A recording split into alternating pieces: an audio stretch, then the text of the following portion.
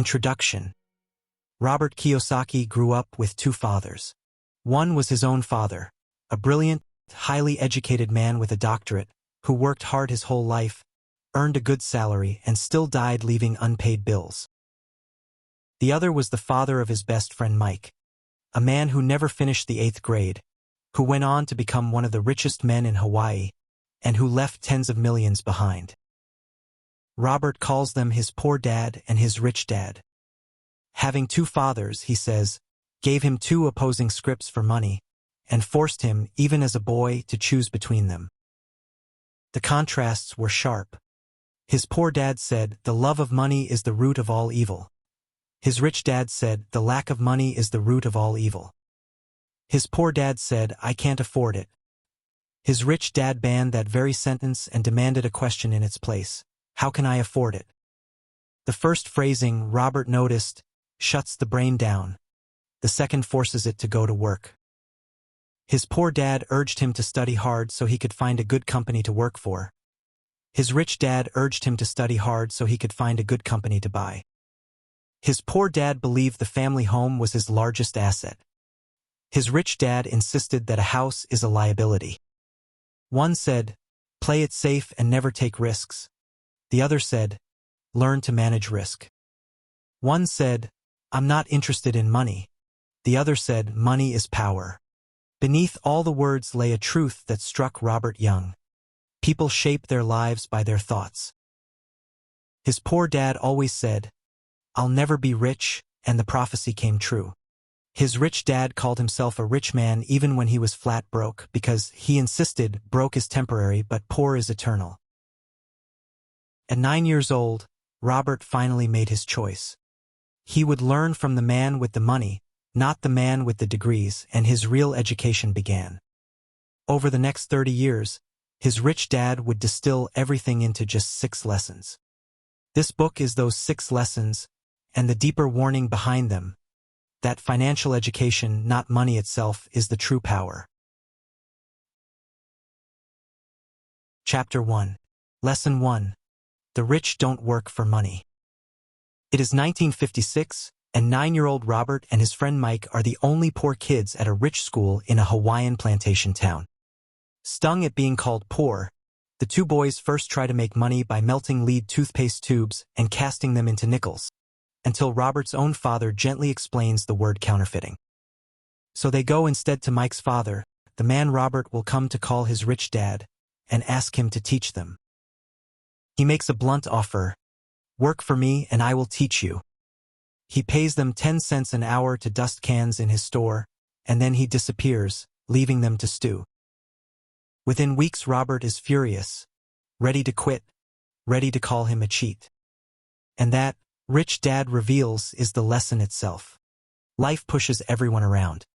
Most people blame their boss, their job, their low pay, never seeing that it is life prodding them to learn.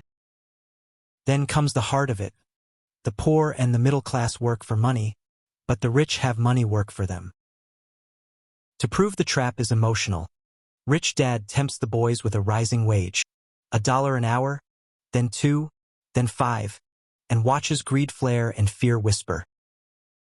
2 emotions, he says, secretly run most lives: the fear of not having money and the desire for what money buys. Together they power the rat race: wake, work, pay the bills, wake, work, pay the bills, and a raise only spins the wheel faster. A job, he warns, is only a short solution to a long problem. There is another trap hidden inside it, too. You are taxed when you earn, taxed when you spend, taxed when you save, and taxed when you die, yet the rich, he notes, somehow pay the least. The way out is to stop reacting with emotion and start thinking. So rich dad stops paying them altogether, forcing them to use their imaginations, and the boys invent a small business, a comic library run out of a basement, where a whole neighborhood of children pays 10 cents to read while Mike's little sister keeps the desk. It earns about $9 a week, even when the boys are not there. For the first time, their money is working for them. Instead of a paycheck, rich dad had given them something far larger. Chapter 2. The lesson's title asks a question. Lesson 2. Why teach financial literacy? The whole answer fits into a single sentence. It is not how much money you make, it is how much money you keep. Kiyosaki points to lottery winners and young athletes who earn fortunes, then go broke a few years later. He recalls a famous gathering of the richest tycoons of 1923, the men who ran steel, the stock exchange, and whole industries. 25 years on, most of them had died ruined, insane, or in prison. Money without financial intelligence, he warns, is money soon gone. To build a fortune that lasts, you need a deep foundation. Not the thin slab beneath a tract house, but the footings of a skyscraper. So his rich dad poured that foundation, teaching the boys accounting in simple pictures.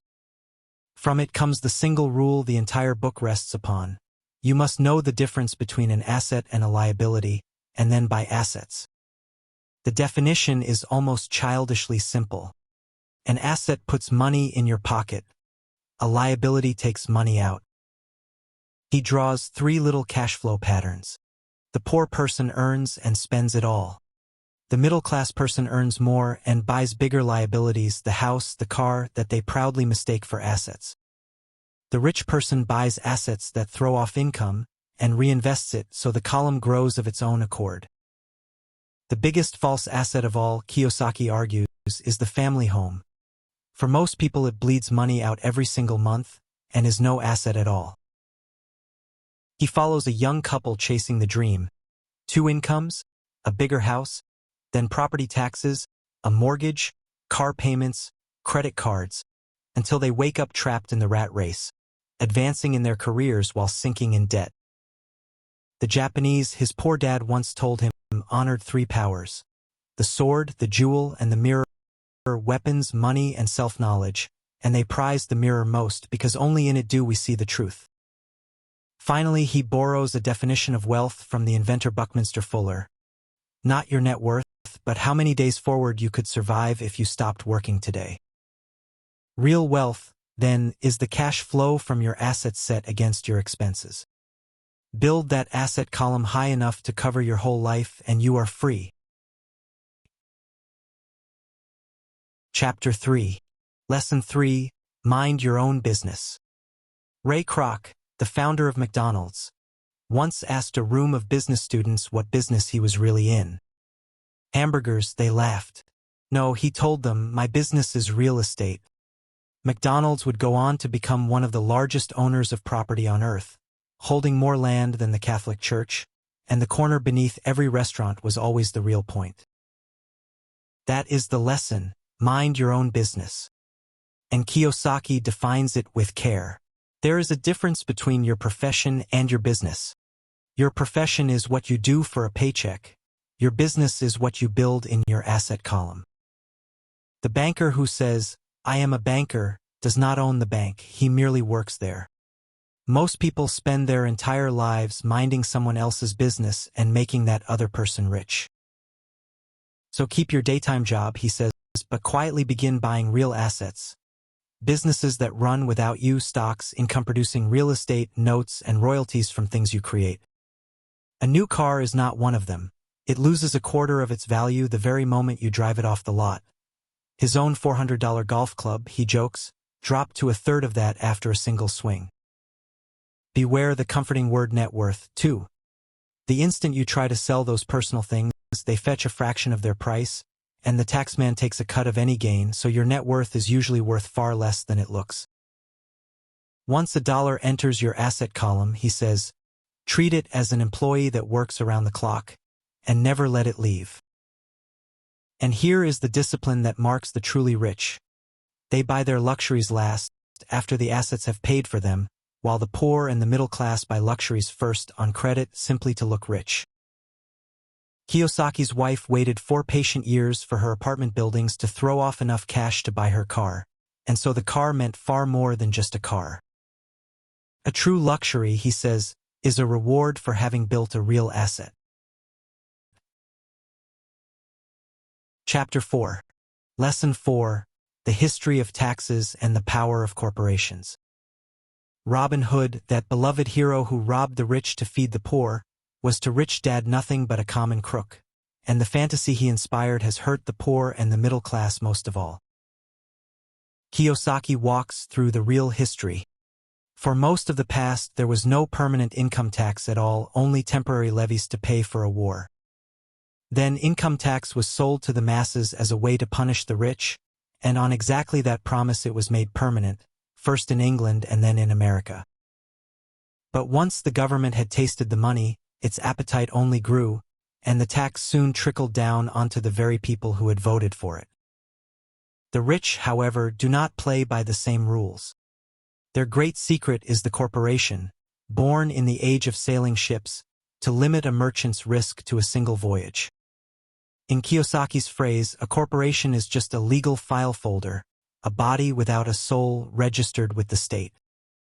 And it carries one profound advantage. An ordinary employee earns, is taxed, and then lives on whatever is left. A corporation earns, spends everything it legally can, and is taxed only on what remains. That single inversion is one of the biggest legal loopholes the rich quietly use, alongside tricks like trading one property up for another to defer the tax for years. Behind it all stands what Kiyosaki calls financial intelligence, built from 4 skills: accounting, investing, and understanding of markets, and the law. He learned it himself the hard way, selling copiers at Xerox, watching the deductions swallow his raises, until he formed his own company and the cash flow from his real estate bought him a Porsche with pre-tax dollars. The rich, he saw, control everything and own almost nothing. His poor dad urged him to climb the corporate ladder. His rich dad only asked, why not own the ladder? The deepest point is about power itself. If you work for money, you hand your power to your employer. If money works for you, you keep the power and the control, and the biggest bully you must guard against, he warned, is the taxman. Chapter 5. Lesson 5. The rich invent money. Often in the real world, Kiyosaki writes, it is not the smart who get ahead but the bold. He saw it for years as a teacher. Students who knew the right answer, yet lacked the courage to act on it. The greatest brake on our financial genius, he found, is not a shortage of information, but plain self-doubt and fear. Think of Alexander Graham Bell, who offered his brand new telephone patent to the giant Western Union for $100,000. They scoffed, turned him down, and out of that single refusal grew the whole empire of American telephone. Wealth itself keeps changing shape. 300 years ago it was land, then it was factories, and today it is information, racing around the planet at the speed of light. In such a world, he argues, money is not even real. It is, as his rich dad always said, simply what we agree it is, and the single most powerful asset any of us owns is a trained mind. To teach that lesson, Kiyosaki even invented a board game, Cash Flow, that lets players feel money move between the income statement and the balance sheet until they escape the rat race. And to prove it in the real world, he tells of the early 1990s, when the Phoenix property market had collapsed.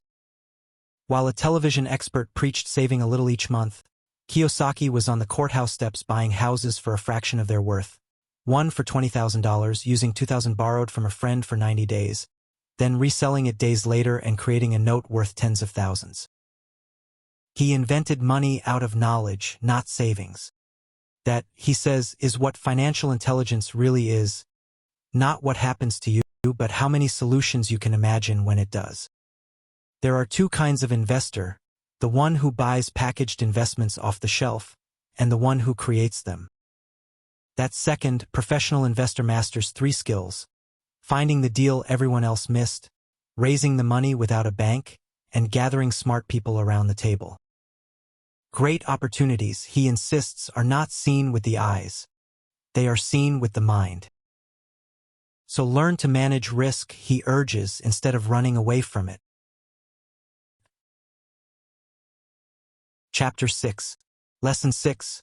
Work to learn, don't work for money. A young reporter in Singapore once interviewed Kiyosaki and confided that she dreamed of becoming a best-selling author. Her writing was genuinely excellent, so he suggested, kindly, that she take a course in sales. She was insulted. She held a master's degree, and she despised salespeople. He pointed to her own notebook where she had written the words best-selling author and said quietly, "The word is selling, not writing. I am a terrible writer who went to sales school. You are a wonderful writer." She stormed out and missed the lesson entirely. Most talented people, Kiyosaki says, are only one skill away from real wealth. Job security meant everything to his poor dad. Learning meant everything to his rich dad. Where his educated father prized specialization, knowing more and more about less and less, his rich dad urged the very opposite. Know a little about a lot. So Kiyosaki deliberately took jobs for what they would teach him, not for what they would pay. He joined the Marine Corps to learn how to lead men, and then Xerox, of all places, to conquer his terror of knocking on doors and selling. A job, he jokes, can stand for just over broke. The skills that matter most, he insists, are not the technical ones but the human ones, the management of cash flow, of systems, and of people, and above all the ability to sell and to communicate. Talented people stay poor, he says, because they keep perfecting a better hamburger while McDonald's, selling a merely average burger, has mastered the whole business system. And the very last skill is generosity. To be truly rich, you must be both a good student and a good teacher, because the oldest law of money, he says, is simply this: give and you shall receive. Chapter 7. Overcoming Obstacles. Even people who become financially literate, Kiyosaki warns, often still fail to build wealth, and he names 5 obstacles that stand in the way. The first is fear, the simple fear of losing money. Everyone feels it, even the rich. What truly separates them is how they handle it. Start early, he advises. Manhattan was famously bought for $24 in trinkets, and that tiny sum, invested patiently for centuries, would be worth trillions today. And learn to think like a Texan, who is proud when he wins and brags even when he loses, who looks at the crushing defeat of the Alamo and turns it into a rallying cry. Failure inspires winners, he says, and defeats losers. To get rich, you must focus, not stay safe and balanced. Follow one course until you succeed. The second obstacle is cynicism, the small voice forever crying that the sky is falling. Our own doubts, and the warnings of others, the inner Chicken Little, talk us out of the very deals that would set us free. One friend backed out of a bargain Phoenix townhome because a neighbor who owned no property told him it was foolish.